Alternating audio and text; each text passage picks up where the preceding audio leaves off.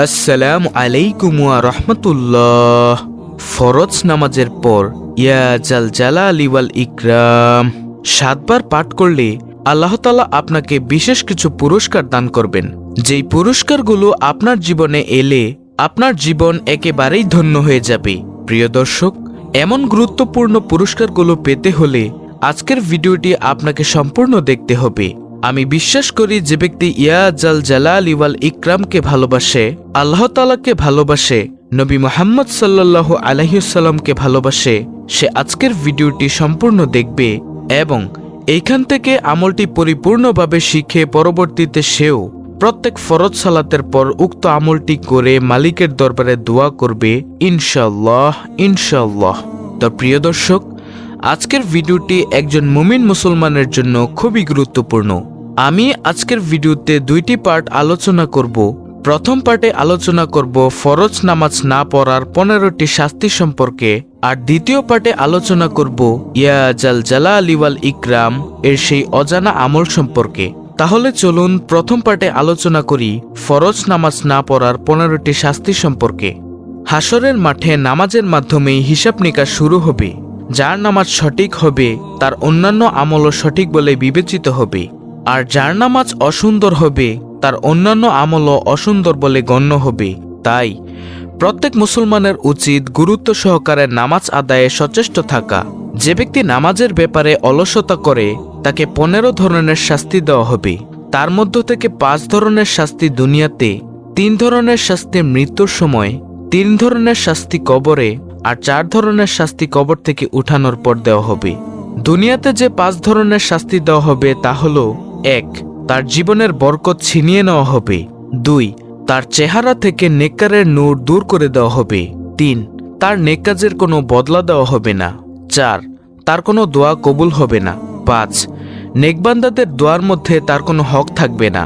আর মৃত্যুর সময় যে 3 শাস্তি দেওয়া হবে তা হলো: 1. কষ্ট ও অপমানের সঙ্গে সে মৃত্যুবরণ করবে। 2. ক্ষুধার্ত অবস্থায় সে মৃত্যুবরণ করবে। 3. এমন পিপাসার্ত অবস্থায় সে মৃত্যুবরণ করবে যে সমুদ্র পরিমাণ পানি পান করালেও তার পিপাসা মিটবে না। নাউজুবিল্লাহ। কবরের যে 3 ধরনের শাস্তি দেওয়া হবে সেগুলো হলো: 1. কবর তার জন্য খুব সংকীর্ণ হয়ে যাবে। এমন সংকীর্ণ হবে যে রাসূল সাল্লাল্লাহু আলাইহি ওয়াসাল্লাম বলেন, কবরের 2 পাশের মাটির চাপে এক পাশের বুকের হাড় আরেক পাশে ঢুকে যাবে। 2. তার কবরে আগুন জ্বালিয়ে দেওয়া হবে। 3. তার কবরে এমন একটি সাপ নিযুক্ত করা হবে যে সেই সাপের চোখ হবে আগুনের, নখগুলো হবে লোহার, তার প্রত্যেকটি নখ লম্বা হবে 1 দিনের দূরত্বের পথ। ওই সাপের আওয়াজ হবে বজ্রের আওয়াজের মতো বিকট। সাপ ওই বেনামাজিকে বলতে থাকবে, আমাকে আমার রব তোমার জন্য নিযুক্ত করেছেন যাতে ফরজ নামাজ নষ্ট করার কারণে তোমাকে আমি দংশন করি। ফজরের নামাজ নষ্ট করার কারণে সূর্যোদয় পর্যন্ত দংশন করতে থাকি, আর জোহরের নামাজ নষ্ট করার কারণে আসর পর্যন্ত দংশন করতে থাকি। আসরের নামাজ নষ্ট করার কারণে মাগরিব পর্যন্ত দংশন করতে থাকি, আর মাগরিবের নামাজ নষ্ট করার কারণে এশা পর্যন্ত, আর এশার নামাজ নষ্ট করার কারণে ফজর পর্যন্ত দংশন করতে থাকি। নাউজুবিল্লাহ। এই সাপ দংশন করার সঙ্গে সঙ্গে সে 70 হাত মাটির নিচে ঢুকে যাবে, উঠিয়ে তাকে আবার দংশন করতে থাকবে। এইভাবে কিয়ামত পর্যন্ত তাকে আযাব দিতে থাকবে। আল্লাহ তাআলা আমাদেরকে রক্ষা করুক, আমিন। কবর থেকে উঠানোর পর বেনামাজিকে যে 4 ধরনের আযাব দেওয়া হবে: 1. তার হিসাব খুব কঠিনভাবে নেওয়া হবে। 2. আল্লাহ তাআলা তার উপর অসন্তুষ্ট হয়ে থাকবেন। 3. তাকে জাহান্নামে দেওয়া হবে। আর 4. তার চেহারায় 3টি লাইন লেখা থাকবে। 1 নম্বর লাইন হলো, হে আল্লাহর হক নষ্টকারী। 2 নম্বর লাইন, হে আল্লাহর গোসায় পতিত ব্যক্তি।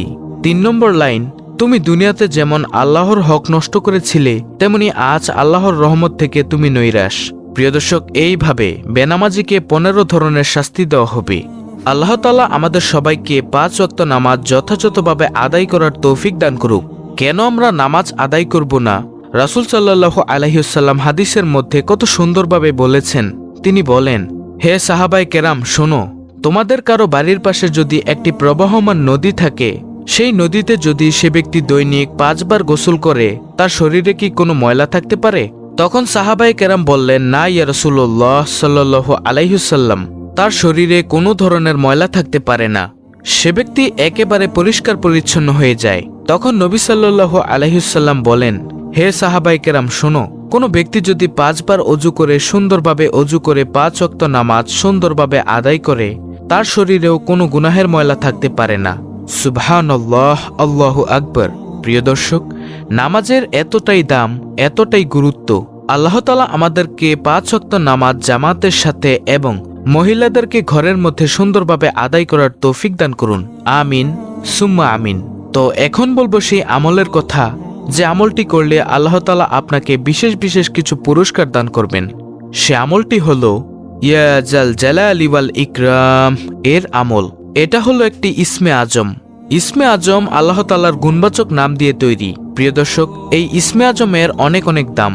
রাসূল সাল্লাল্লাহু আলাইহি ওয়াসাল্লাম একদিন একটি পথ দিয়ে যাচ্ছেন, এমতো সময় দেখলেন এক ব্যক্তি ইয়া জাল জালালি ওয়াল ইকরাম দ্বারা আল্লাহর দরবারে দোয়া করছেন। তখন নবী সাল্লাল্লাহু আলাইহি ওয়াসাল্লাম বলেন, তোমার আজকে যা মনে চায় তাই তুমি আল্লাহর দরবারে চেয়ে নাও, কারণ ইয়া জাল জালালি ওয়াল ইকরাম এর বরকতে আল্লাহ তাআলা তোমার দোয়া আজকে কবুল করে নেবেন। সুবহানাল্লাহ, আল্লাহু আকবার। আমাদের সমাজ থেকে আজকে ইয়া জাল জালালি ওয়াল ইকরাম এর জিকিরটি হারিয়ে গিয়েছে, অথচ কত দামি একটি আমল। আমরা যখনই মোনাজাত ধরব, মোনাজাতের মধ্যে ইয়া জাল জালালি ওয়াল ইকরাম এটা বলে আল্লাহর দরবারে কিছু চাইব, ইনশাআল্লাহ ইয়া জাল জালালি ওয়াল ইকরাম এর উসিলায় মহান রব্বুল আলামিন কিছু না কিছু অবশ্যই দান করবেন ইনশাআল্লাহ। তো প্রিয় দর্শক, আমলটি করার জন্য আপনাকে প্রত্যেক ফরজ সালাতের পর ইয়া জাল জালালি ওয়াল ইকরাম এর জিকির করতে হবে এবং ইয়া জাল জালালি ওয়াল ইকরাম এর জিকির করে মহান মালিকের দরবারে আপনার যা চাইবেন, এক কথায় আপনি যা চাইবেন তাই আল্লাহ তাআলা আপনাকে দান করবেন। কারণ রাসূল সাল্লাল্লাহু আলাইহি ওয়াসাল্লাম কিন্তু হাদিসের মধ্যে স্পষ্টভাবে বলে দিয়েছেন, যে ব্যক্তি ইয়া জাল জালালি ওয়াল ইকরাম বলে কোনো কিছু চায় তাকে আল্লাহ তাআলা খালি হাতে ফিরিয়ে দেন না। তাই প্রিয় দর্শক, আপনার টাকা লাগবে, পয়সা লাগবে, আপনার ধন দৌলত লাগবে, আপনার মনের দুঃখগুলো আল্লাহ তাআলার দূর করাতে হবে, আপনার গুনাহের জন্য ক্ষমা চাইতে হবে, সকল কিছু মহান মালিকের দরবারে বলবেন।